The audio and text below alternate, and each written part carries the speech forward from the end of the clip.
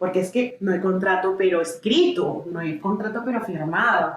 El contrato de prestación de servicios no es un contrato laboral, es un contrato civil. Hacer relaciones entre particulares, las que ahí se deben regular, no implica que haya una obligación de pagar pensión, salud, riesgos, etc. Siempre cuando estamos en sede de asesoría al empleador vea, le sale más barato conciliar. Si usted sabe que de ese proceso va a salir muy librado, concilie.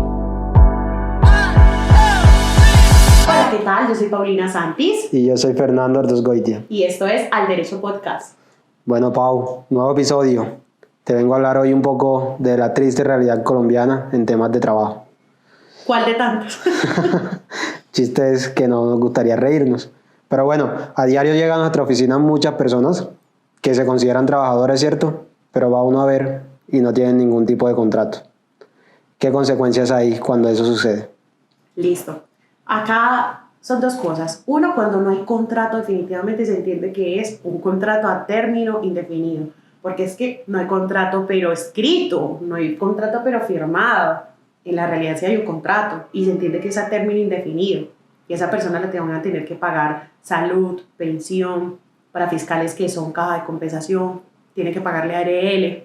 Entonces, en ese sentido. Ahora, también es muy común que llegan supuestamente con un contrato de prestación de servicios. Eso está muy de moda. Total, no va a pasar de moda jamás, yo creo, por mucho que le quieran ahorita Pero, regular. ¿y por qué lo usan tanto?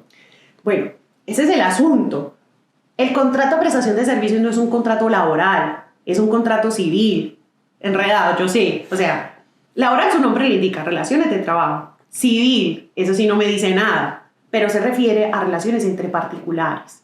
Entonces, el contrato de prestación de servicios, hacer relaciones entre particulares, las que ahí se deben regular, no implica que haya una obligación de pagar pensión, salud, riesgos, etc. Entonces, el empleador dice, me lo ahorro contratando a esa persona por prestación de servicios, pero en la realidad es un contrato laboral. Vaya a ver entonces que hay una subordinación, hay un horario, hay un salario, hay una prestación de la persona que ni siquiera la puede delegar. Claro, hay capacitaciones, porque el asunto es que en un contrato de prestación de servicios, por ejemplo, los productores del podcast, ellos no tenemos que capacitarlos para que vengan acá a hacer su trabajo. Ellos vienen a prestar un servicio, que sea súper raro, intuito persona, no mentiras. Eso suena raro, pero es la obligación de que el servicio sea prestado por quien se contrató, que no se pueda delegar, ¿cierto? En prestación de servicios, ese contrato se hace con una persona que ya está capacitada en conocimientos, en técnica, y que simplemente va a ejecutar. En el contrato laboral, por el contrario, es muy común que se entre en las organizaciones y se reciban inducción, capacitaciones, que se le entregue dotación, que se le entreguen equipos de la empresa, que cumpla un horario, que tenga un jefe en prestación de servicio, puede haber un coordinador de la labor y puede haber de pronto unos horarios para entregar informes, para rendir cuentas, pero no se entiende como el horario fijo laboral. O sea, ahí la diferencia está en cuando se ejerce el poder, digamos, de cómo tienes que hacer lo que te estoy contratando o cómo vas a hacer la cosa por la que te estoy contratando. Claro, en las exigencias es donde está esa diferencia tan densa, porque hay actividades, por ejemplo, que se contratan por prestaciones de servicio, pero te exigen a ti trabajar 8 y 10 horas diarias por el tipo de labor que sea. Por ejemplo, psicóloga por prestación de servicios. Va uno a ver cuál es la labor, que fue un caso que tuvimos en la oficina con Red Unidos. Puedo hablar ya abiertamente del caso porque ya se cerró.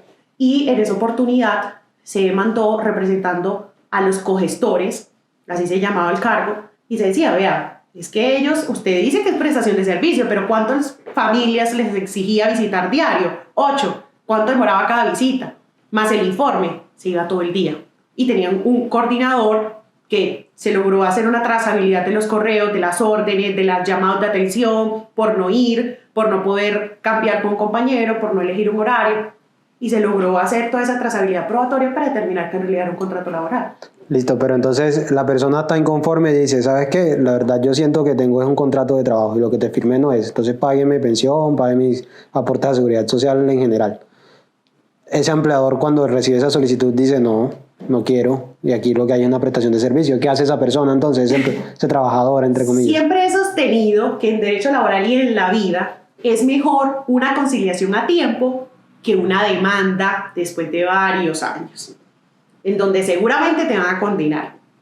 En prestación de servicios no te están pagando esos conceptos que ya mencionamos y están incurriendo en mora, ¿cierto? Porque es algo que te deben pagar. Si se logra en el proceso demostrar que no era un contrato de prestación de servicios, sino que era un contrato laboral, a ese empleador lo van a condenar a pagar eso que ya mencionamos que sabemos que debe, y aparte lo van a condenar en la mora de lo que debe.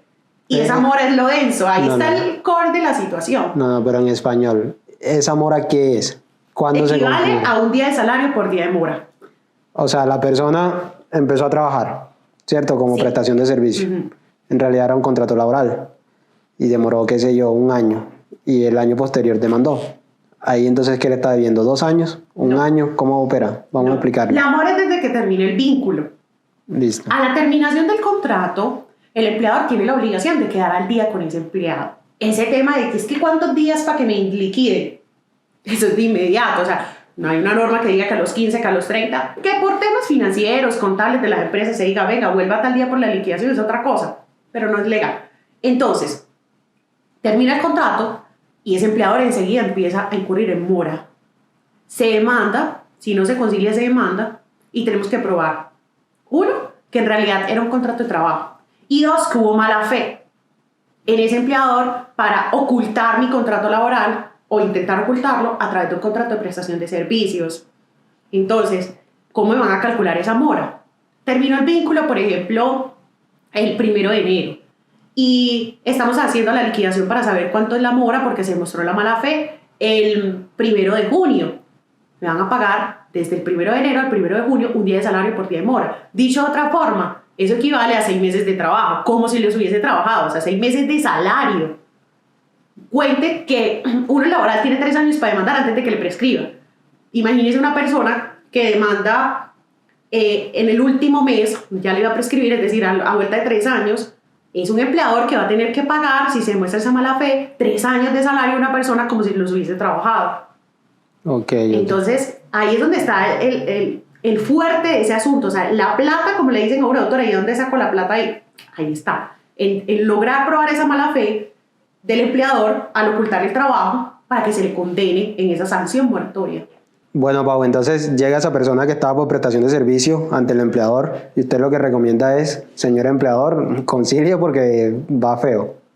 Sí, claro, o sea, el empleador debe tener su equipo jurídico que lo asesoró para contratar a esa persona mal, si se asesoró o no. El mismo equipo tendrá que salir a dar la cara y decir, vea, sí, ahí se nos fue un poquito la mano, entonces vamos a ofrecer una cifra atractiva porque es mejor evitar el pleito, siempre va a ser mejor evitar el pleito. Siempre cuando estamos en sede de asesoría al empleador es, vea, le sale más barato conciliar. Si usted sabe que de ese proceso va a salir mal librado, concilie. Listo, Pau. Y cerrando ahí un poquito, porque es que los empleadores, sin hablar mal de ellos y que tienen una labor muy fuerte en el país y muy importante, sí hay algunos que tienen sus cositas malas. Por ejemplo, esos que piden masivamente que renuncie. Se renunciaron, no los despidieron, se renunciaron. Sí, claro. Y va a haber uno y todas las cartas de renunciar a la misma. Y en el mismo día. En el mismo día, misma carta, mismas razones, 10, 15 personas renunciando y uno dice, ve, montaron rancho aparte. No, eso puede ser un despido indirecto o un despido sin justa causa. Y acá entonces vamos a hablar de una indemnización por despido sin justa causa, que también tiene su forma de liquidarse de acuerdo con el tiempo que la persona haya trabajado para ese empleador. Entonces, es una forma muy común que usan las empresas de disfrazar esos despidos masivos a través de pedirle a las personas que renuncien, porque para poder despedir a esa cantidad de gente necesitan autorización del Ministerio del Trabajo y aparte indemnizarlo. Entonces dicen, no, cracks, vamos a pedirle las cartas a todos y que parezca que finjan demencia. Bueno, Pau, a diario recibimos este tipo de casos en la firma. Quisiera como que alguien que nos esté escuchando y haya vivido una situación similar, que sepa dónde nos contactan.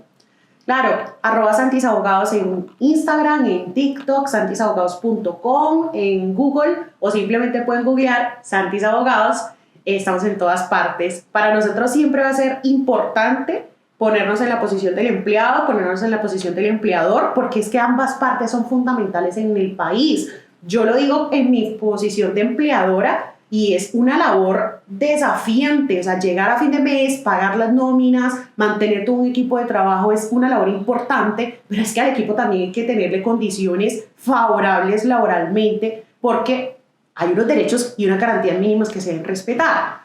Eso como empleadora. Ahora, de cara pues al empleado, también está vendiendo su tiempo, vendiendo su fuerza de trabajo. Entonces es importante que ambas partes cedan un poquito en esas negociaciones, llegar a puntos medios y tratar de sacar los procesos por vía de conciliación. Que en realidad los litigios laborales demoran menos que cualquier otras demandas de otros tipos.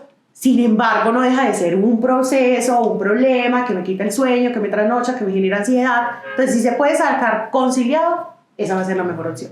Listo, doctora. Muy amable por la explicación. Esto es Al Derecho Podcast.